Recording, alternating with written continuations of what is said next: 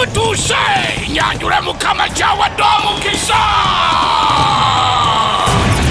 National Prayer Day nga 3 mu December nga tuyingira 2017 tukunganira mu kisaawe kimu na Kivubo Stadium mu kibuga wakati.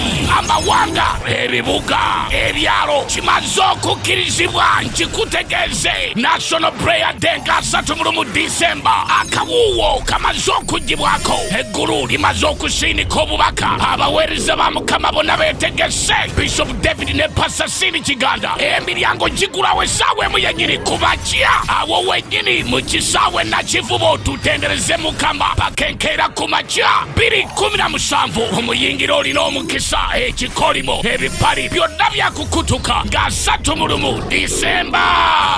Maze okwanjula ekinene nga 3 mu December tugende na Kivubo.